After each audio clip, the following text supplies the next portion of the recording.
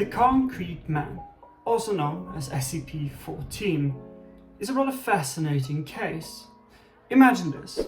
You walk into an asylum for the criminally insane, slightly enticed by the chaotic atmosphere. And as you tread into the daily room, someone says, "Hey, you, could you please push my chair closer to the window?" You turn to your left and you see a rather ordinary man in his 30s sitting in a rather well-used armchair. "You see, I love watching the birds outside," he adds on. Now, as the impeccable, beautiful individual that you are, you decide to help him, of course. And as you do, you notice that he seems like such an ordinary fellow. So you decide to break the one rule that you're never supposed to break in the asylum. Ask, "Why are you here?" The man proceeds to tell you that he's cursed to live forever, that his body has turned into concrete. Now, this might simply be like a crazy person, or might be SCP-014, the Concrete Man.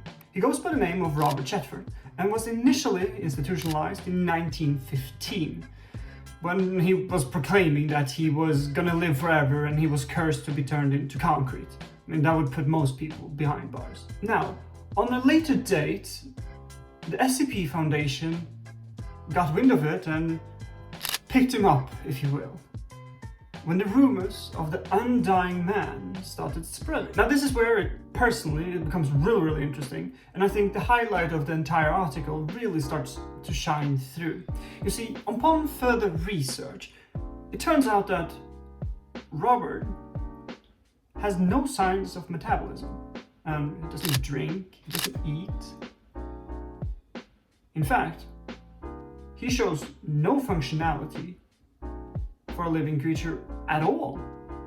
The only thing that he does is breathe, simply to speak, meaning he doesn't even need air. Which brings us to the last little bit of a paragraph that kind of, I think, is the defining factor for the entire SCP.